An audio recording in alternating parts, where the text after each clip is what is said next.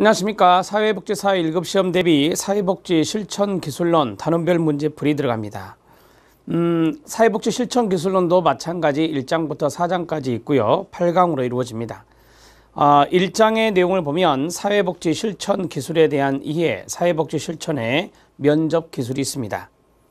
모델을 하기 전에 사회복지 실천기술과 연관된 기본적인 내용이 25문제가 있습니다.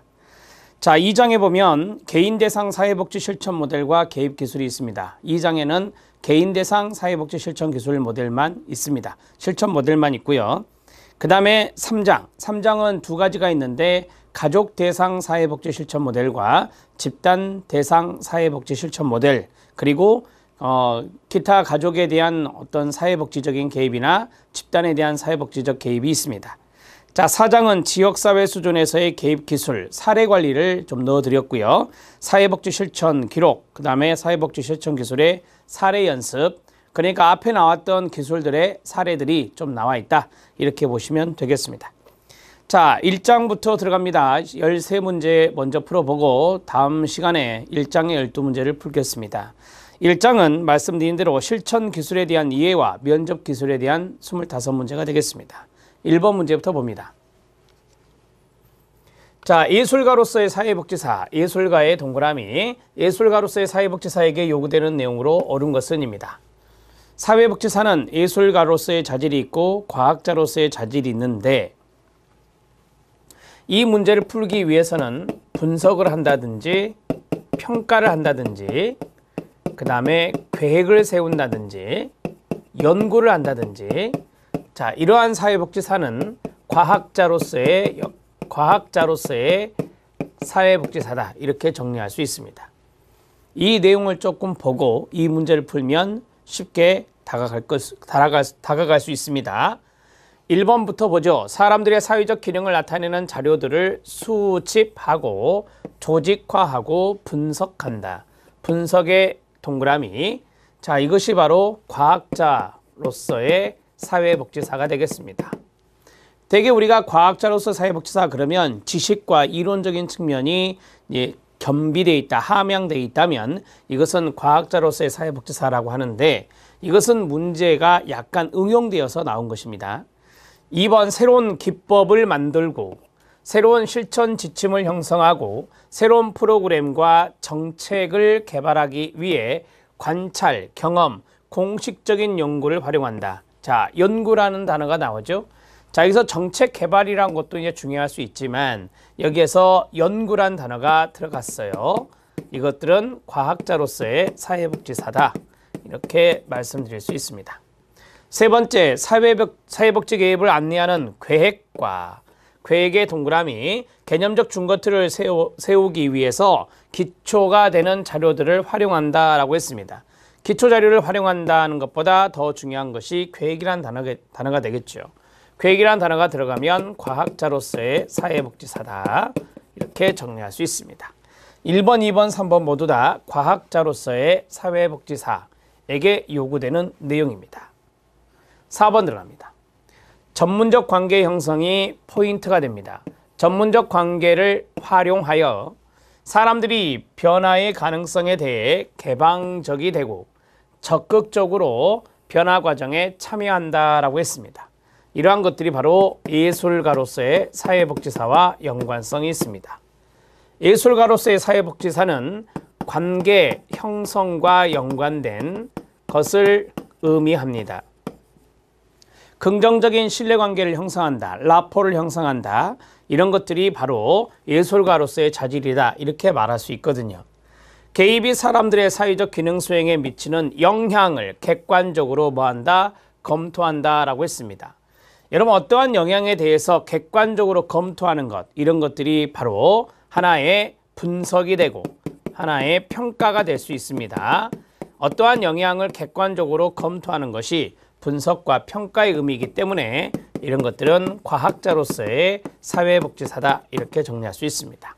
1번의 답은 4번이 답이 됩니다. 1번 문제 체킹해 주시고 문장 지문을 하나하나 꼼꼼하게 살펴주시기 바랍니다.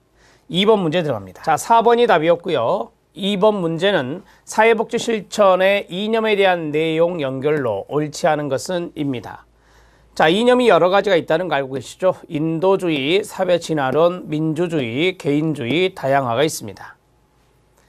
자, 우리가 인도주의, 박애사상이라고 하는 것은 COS, 자선조직협회 우회방문원 활동의 기본적 이념이라고 배웠습니다. 빈곤한 사람을 내버려 두지 않고 박애, 자선, 이러한 정신에 의거해서 그 사람들을 가치 있는 빈민으로 분류가 된다면 원조를 해줬었죠. 이런 것들이 인도주의와도 연관성이 있습니다. 사회진화론은 이 단어가 중요하죠. 사회통제적 성격이 있다. 사회통제적 측면으로 현재의 상태를 유지할 정도만의 최소한의 도움을 제공한다. 그런 것들이 사회진화론이 되겠습니다. 자, 진화론이라고 하는 것은 우리가 보통 적자 생존에 올리죠. 열등한 사람은 도태를 시킨다라고 하는 측면, 이런 것들이 바로 이제 사회 통제와 연관성이 있고, 그 다음에 현재의 상태를 유지할 정도만의 최소한의 도움을 제공하는 것이 되겠습니다. 민주주의입니다. 민주주의는 이런 단어가 중요하죠. 평등이요. 모든 인간은 평등하며 인간 존중의 사상에 입각한 이념이다. 우리가 이제 민주주의, 평등, 인간 존중 이런 것들과 연관성 있는 것이 인보관 운동입니다. 그래서 인보관 운동은 민주주의와 관련성이 있다. 이렇게 정리하시면 됩니다. 자, 개인주의입니다. 개인주의에서 생각나는 것이 무엇입니까? 네, 수혜 자격을 제한하는 거죠. 그리고 열등초하는 거죠. 빈곤의 책임이 개인에게 있고, 열등초 원칙과 함께 최소한의 수혜 자격 원칙을 적용한 것이 개인주의가 됩니다. 자, 다양화입니다. 클라이언트 개개인의 독특성의 동의어가 다양성이라고 하는 것입니다. 이 독특성, 다양성을 인정하고 클라이언트 자기결정권에 영향을 준 이념이다. 여러분, 이 다양화는 자기결정권과는 관련성이 없고요. 자기결정권이 무엇입니까? 자신이 참여를 하는 겁니다. 그리고 거기에 대해서 선택할 수 있는 권리가 자기결정권입니다. 자기결정권은 자신의 참여와 결정할 수 있는 권리입니다. 그것을 우리가 자기결정권이라고 합니다. 여기서 중요한 단어가 하나 나오는데 참여라고 하는 것이 나옵니다. 우리는 이것들을 민주주의라고 하죠. 참여 민주주의 이런 말 들어보셨죠? 따라서 자기결정권에 영향을 미친 이념은 민주주의가 됩니다. 앞부분은 다양화로 맞습니다. 그러나 뒷부분, 이 부분이 민주주의와 관련성이 있는 거고 다양화와 관련성이 없기 때문에 5번 지문이 잘못되었다. 이렇게 보시면 됩니다. 2번 문제도 체킹해 주시고요. 자, 3번 문제 들어갑니다. 자, 3번 문제는 사회복지사 윤리강령의 기능입니다. 시험에 출제된 바가 있고요. 옳지 않은 것은 입니다. 3번 문제 체킹이요. 자, 사회복지사 윤리강령은 어떠한 기능이 있느냐? 클라이언트의 자기 규제를 통해 윤리적 실천이 이루어지게 한다. 여러분, 윤리강령은 사회복지사의 윤리강령입니다. 따라서 클라이언트의 자기 규제가 아니라 사회복지사의 자기 규제를 통해 윤리적 실천이 이루어지게 하는 것입니다. 2번은 사회복지 전문직의 여기요 전문성을 확보하고 외부 통제로부터 전문직을 보호하는 기능이 있는 게 윤리강령입니다. 전문성을 확보하는 것은 아시겠죠? 자, 외부로부터 어떤 통제가 있다면 전문직이 손상을 받을 수 있는데 그 전문직을 보호하기 위해서 전문직마다 윤리강령이 있습니다. 사회복지 전문가들의 윤리적 민감화를 더욱더 고양시키고 윤리적으로 무장시키는 것이 윤리강령입니다. 맞고요. 윤리적 이슈 때문에 갈등을 경험할 수 있는데 사회복지 실천에 대한 지침을 제공해 주는 것이 윤리강령입니다. 윤리강령을 준수한 사회복지사가 있다. 윤리강령을 지켰습니다. 사회복지사가. 자, 그럴 때 부당치료 소송으로부터 이 윤리강령은 사회복지사를 보호할 수 있을 겁니다. 자, 답은 1번입니다. 사회복지사 윤리강령의 기능 중에 시험에 나왔던 것이 법적인 제재라는 단어가 있습니다. 법적인 제재를 가한다. 이렇게 나왔는데요. 자, 윤리강령을 지키지 않은 사회복지사가 법적인 제재를 받게 되는데 윤리강령의 기능은 아닙니다. 그것은. 그래서 법적인 제재를 가한다 이런 내용이 시험에 한번 출제된 적이 있습니다. 옳지 않은 것으로 나왔으니까 꼭 알아놓으시기 바랍니다. 이건 팁으로 말씀을 드린 거예요. 3번의 답은 1번입니다. 윤리강령은 법규범이 아니기 때문에 법적인 제재를 가하는 기능은 없습니다. 4번입니다. 사회복지 실천 기술이 나왔습니다. 사회복지 실천 기술에 관한 설명으로 옳지 않은 것은 입니다.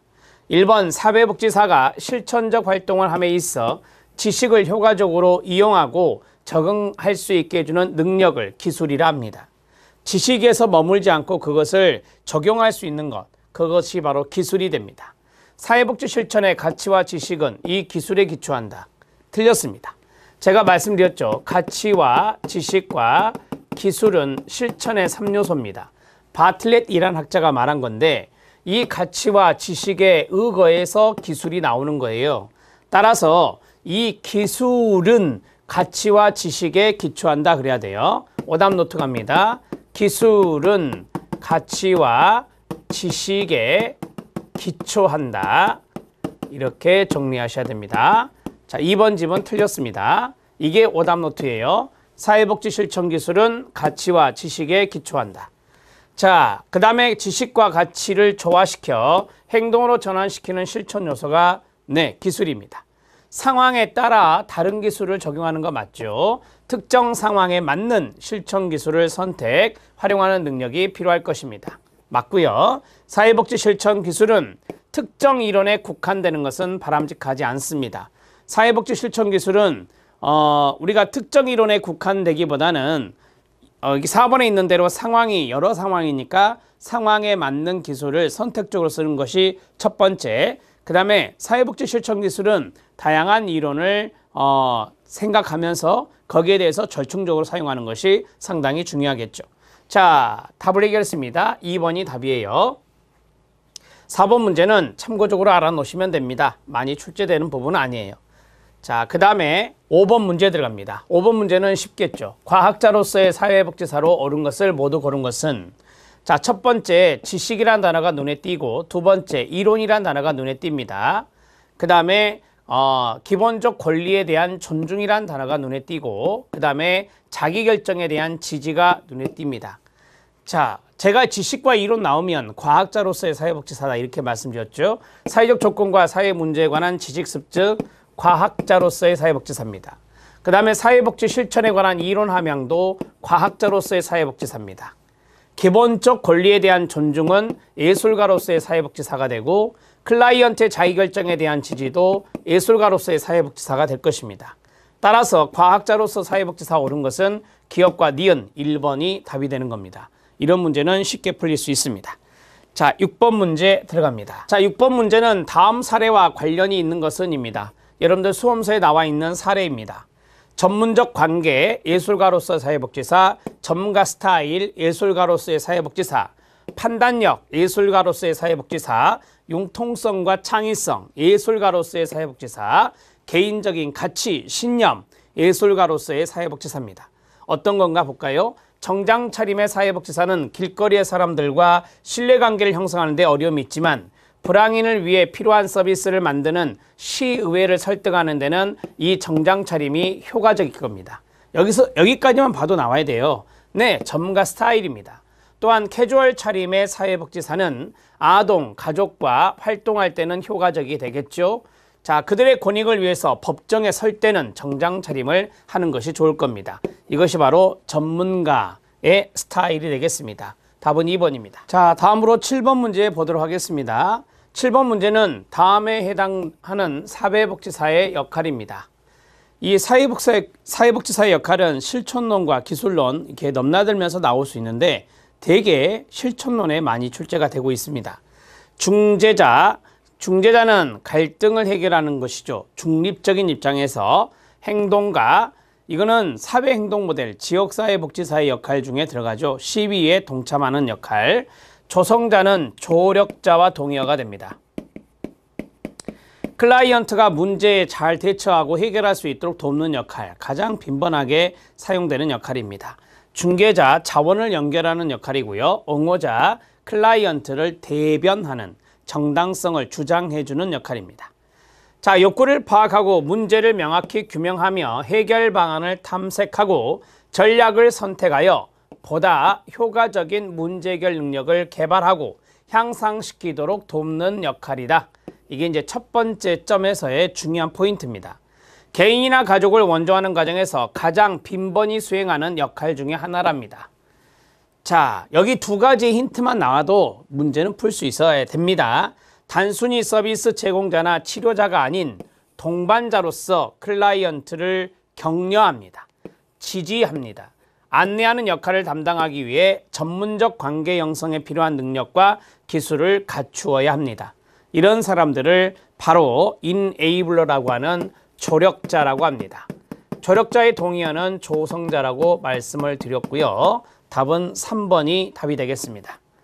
자, 가장 중요한 지문은 바로 여기 첫 번째 점에 있습니다. 이 대목이 가장 중요하다라고 보시면 돼요. 자, 정리가 됐고 8번 문제 들어갑니다. 자, 8번 문제는 다음 현상을 설명하는 체계론적 개념으로 옳은 것은입니다. 이 문제는 인간행동과 사회환경, 사회복지 실천론, 기술론에도 출제될 수 있는 겁니다. 경계선, 개방체계, 가족 항상성, 가족규칙, 정적 피드백이 있습니다. 이 실천 기술론에 가족과 연관된 것이 들어있기 때문에 기술론에 넣어봤는데요. 자녀가 청소년기에 진입하였는데도 부모는 아동기에 가족체계 방식대로 의사결정을 하려고 합니다. 자, 아동기에 했던 것을 청소년기까지 계속해서 역동적인 균형 상태인데 그것을 그냥 유지하려고 하는 것입니다. 그게 바로 항상성이라고 배우셨죠. 그러면 이것은 바람직합니까? 바람직하지 않습니까? 바람직하지 않죠. 항상성은 두 가지가 있어요. 긍정적인 항상성과 부정적인 항상성이 있습니다. 제가 말씀드린 대로 역동적인 균형 상태, 변화되는 가운데 유지되면 긍정적이 되는데 이 가족의 생활 주기가 변화되었음에도 불구하고 그대로 유지하려고 합니다. 이거는 부정적이에요. 그래서 부정적 항상성입니다. 정확히 말하면 부정적 항상성이 됩니다.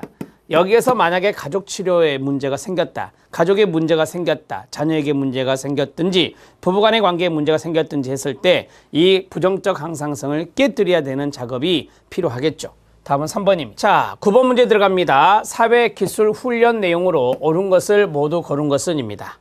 사회기술 훈련, 여러분들 수험서에 나와 있는 내용들을 가지고 문제를 출제한 것입니다. 자, 박스형의 문제고 옳은 것을 선택하는 것입니다.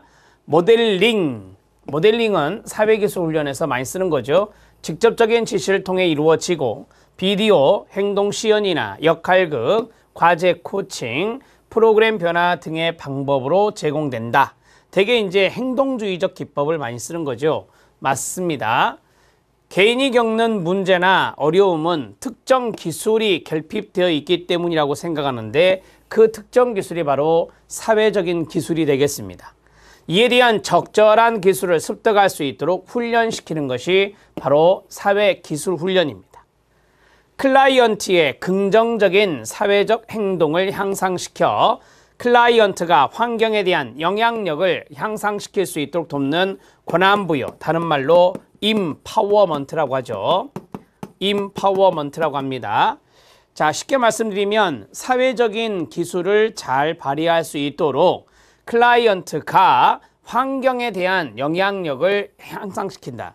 그러니까 환경이 클라이언트에게 영향력을 끼치는 게 아니라 클라이언트가 환경에 영향력을 행사하는 거예요. 이것을 우리가 임파워먼트, 권한부여라고 하는 겁니다. 이러한 특징이 있습니다. 맞습니다. 사회기술 훈련을 시킬 때는 클라이언트에 대한 시각이 그래야 된다는 거예요. 사회기술은 대인관계 상황에서 긍정적인 감정과 부정적인 감정 모두를 표현할 수 있는 능력, 그것을 우리가 대인관계상 사회기술이라고 말합니다. 기억, 니은, 디귿, 리을 모두 다 사회기술 훈련의 내용입니다. 자, 우리 시험에 사회기술 훈련이 잘 등장했다고 말씀을 드렸었는데요. 이런 것들을 기본으로 좀 알아두시면 좋겠습니다. 기억, 니은, 디귿, 리을 5번이 답이 되겠습니다. 9번 문제 해결했고요. 자, 10번 문제 들어갑니다. 10번 문제는 다음과 같이 사회복지 전문직을 비판한 학자는 누구냐라고 했습니다. 실천론에서도 말씀드렸던 역사 문제 중에 있었던 것이죠. 플렉스너, 그 다음에 리치몬드, 제스트로, 핑거스와 미난, 바틀렛입니다. 사회복지사는 전문가의 특성이 결여되어 있다고 비판했습니다. 사회과학적 기초가 결여되어 있다고 비판했습니다. 그 다음 독자적이고 명확한 지식체계나 전수할 만한 전문기술이 결여되어 있다고 비판했습니다. 정부의 책임 아래 실시되는 교육이나 전문적 자격제도가 없다고 비판했습니다. 전문적인 조직체도 없고 전문적인 실천에 대한 강령도 없다고 했습니다. 이러한 사회복지 전문직을 비판한 학자는 플렉스너입니다. 연도는 1915년이 됩니다. 1915년에 플렉스너의 비판 이후로 많은 일들이 일어나죠. 그러한 것들도 역사 문제에서 출제가 됐다라고 했습니다. 제 기억으로 두세 문제 출제되었고요. 그 내용만 아셔도 여러분들이 플렉스너의 비판이 있었구나라는 것을 충분히 알 수 있습니다. 자, 메리 리치몬드 여사는 아시죠? 우리가 이제 1917년의 연도를 조금 아셔야 돼요. 1917년에 사회진단이라고 하는 것을 저술을 하게 됩니다. 개별사회사업 이론의 창시자의 역할을 하고 있는 게 바로 리치몬드입니다. 자, 그 다음에 제스트로 참고하시면 되고요. 사체계 모델의 핑거스 미난, 바틀렛, 사회복지 실천 요소 3요소를 말한 사람이고 통합적 접근의 학자인 바틀렛입니다. 답은 1번이 되겠습니다. 11번 문제 들어갑니다. 11번 문제는 다음 보기에 해당되는 변화를 방해하는 관계 다루는 기술. 변화를 방해하는 관계가 있는데 그것을 다루는 기술이에요. 그럼 이거는 해결책이라고 보면 돼요. 해결책이 되는 기술은 뭐냐? 자, 보시면 긍정적으로 재해석하기, 문제를 성장의 기회로 재규정하기, 직면하기, 저항 다루기, 전이와 역전이 다루기, 모두 다 이겁니다. 변화를 방해하는 관계 다루는 기술들에 들어갑니다. 클라이언트가 자신의 문제 감정을 노출한 후에도 자존감을 보호할 수 있도록 해주는 기술이랍니다. 목적은 클라이언트의 반대를 용서하거나 왜곡된 인지를 강화하려는 것이 아니라, 그럼 뒷문장이 중요하죠. 클라이언트의 방어를 최소화하고 상처받기 쉬운 자존감을 보호하며 강점 관점으로 일관되게 행동하게 하는 것이다 라고 했습니다. 자, 여기에서 이제 중요한 단어가 자존감 보호라고 하는 것이 있네요. 자존감 보호, 그 다음에 방어, 클라이언트의 방어 최소화, 자기 방어를 말하겠죠. 최소화하는 것, 그 다음에 강점 관점이라는 단어가 나왔습니다. 강점 관점. 자, 이 강점 관점이라고 하는 것은 클라이언트의 강점을 보는 겁니다. 클라이언트의 능력과 강점을 이제 보고 거기에 대해서 기술을 활용하는 것인데요. 자, 이게 무엇입니까? 자, 바로 1번입니다. 긍정적으로 재해석하기입니다. 자, 긍정적으로 재해석하기는 클라이언트가 문제를 볼 때 부정적인 시각으로 보게 되는데 여기에 대해서 사회복지사가 클라이언트로 하여금 이것을 해결할 수 있는 강점이 충분히 있다. 그러면서 그렇게 설명해 주면서 클라이언트가 상처받기 쉬운 자존감을 보호해주고 그 다음에 거기에 대해서 자신감을 갖게 하고 그것을 방어하지 않도록 하는 것입니다. 자기 방어하지 않도록 하는 것, 그게 바로 긍정적으로 재해석하기입니다. 이걸 조금 더 쉽게 말씀드리면 사회복지사가 클라이언트의 문제를 클라이언트에게 긍정적으로 재해석해 준 겁니다. 자, 여기 문제를 성장의 기회로 재규정하기랑 헷갈릴 수 있는데 여기에서 중요한 것은 뭐냐면 문제를 도전의 기회로 이렇게 나와요. 문제를 도전의 기회로 삼고 문제를 도전의 기회로 삼고 이런 대목이 나오면 2번입니다. 그게 바로 문제를 바로 성장의 기회, 그게 바로 이제 도전이라는 단어가 나올 겁니다. 개념에는 1번과 2번 헷갈리시면 안 돼요. 그래서 이 문제가 출제된 겁니다. 직면은 많이 아시고 저항, 그 다음에 전이 역전이 다루기 이런 것들도 다 해결책이 되겠습니다. 1번이 답입니다. 12번 문제 들어갑니다. 자, 12번 문제는 직면에 대한 이야기가 나옵니다. 직면에 대한 설명 중에서 옳지 않은 것은 입니다. 자, 12번 문제 별표. 직면 하나 가지고 수험서에 있는 내용들을 쭉 열거해 봤습니다. 신뢰관계가 형성되지 않은 상태에서의 직면은 그렇죠. 바람직하지 않습니다. 신뢰관계가 형성된다면 써야 된다 했습니다. 변화를 방해하는 부정적인 감정, 생각, 행동들을 클라이언트가 뭐하도록 인식하도록 돕는 매우 직접적인 방법입니다. 직면이라고 하는 것을 제가 한문을 썼을 때 고들직자를 쓴다라고 말씀을 드렸었잖아요. 직접적인 방법입니다. 클라이언트에게서 보이는 불일치가 해결돼야 될 필요가 있고 이를 직면해야 될 필요가 있음을 나타내는 타당한 근거가 있을 때 직면하는 것입니다. 맞습니다. 클라이언트에게 도움을 주기 위해 직면한 것임을 명심하되 진실된 마음으로 해야 됩니다. 무례하지 않게 하고 부드럽게 직면해야 된다고 배우셨습니다. 1, 2, 3, 4 모두 맞고요. 5번입니다. 직면의 시기와 빈도, 불일치한 시점과는 별개로 직면해야 하는 행동을 분명하게 파악한 상황에서 직면한다. 어디가 틀렸죠? 별개로가 아닙니다. 직면의 시기나 빈도나 불일치한 시점을 잘 선택해서 해야 됩니다. 상당히 조심스럽게 주의 깊게 해야 돼요. 이런 것들을 잘 선택해서 선택하여 직면해야 하는 행동을 분명하게 파악한 상황에서 직면이 이루어져야 됩니다. 별개로 하는 게 아니라고요. 오답노트, 직면의 시기, 빈도, 불일치한 시점을 잘 선택해서 직면해야 하는 행동을 분명하게 파악한 상황에서 직면을 하라. 답은 5번이 답이 됩니다. 자, 직면은 신뢰관계가 형성된 다음에 해라. 그 다음에 변화를 방해하는 부정적인 것들을 클라이언트가 알도록 돕는 방법이다. 그 다음에 직면한 시점, 즉 불일치 직면할 필요 있다는 거 타당한 근거가 있을 때 직면해라. 진실되게 무례하지 않게 그 다음에 부드럽게 직면해라. 이런 것들이 포인트가 되겠습니다. 13번 마지막입니다. 집단 대상 사회복지 실천에서 집단원 간 표출된 갈등을 이겁니다. 중재하는 기술, 중재기술이죠. 해당하지 않는 것은입니다. 이거는 집단 사회복지 실천의 문제이기도 하지만 중재기술의 문제이기도 해요. 중재기술을 이야기하는 것입니다. 부적절한 공격 행동, 그러니까 집단 성원들이 부적절한 공격 행동하면 차단을 해야 되겠죠. 당연한 겁니다. 갈등 관계의 집단원들은 직접 대면하지 않게 한다? 아닙니다. 대면해서 갈등을 중재하는 겁니다. 대면하도록 하고 여기에 대해서 중재하는 겁니다. 자, 됐고 그 다음에 집단원들의 의사소통 내용을 명료와 재진술해 주고요. 갈등과 관련된 느낌과 생각을 직접 표현하도록 해야 됩니다. 집단 응집력을 기반으로 갈등을 직접 다루어야 됩니다. 자, 우리가 이제 응집력, 결속력이라고 하는 것이 있을 수 있어요. 하위 집단의 응집력도 있을 수 있고 이런 것들을 기반으로 갈등을 직접적으로 다루어라 라고 했습니다. 자, 여러분 여기에서 잘못된 부분은 2번이었습니다. 직접 대면하는 게 좋습니다. 생각과 느낌도 직접 표현하게 하고 그 다음에 응집력을 기반으로 해서 갈등을 직접 다루는 게 필요합니다.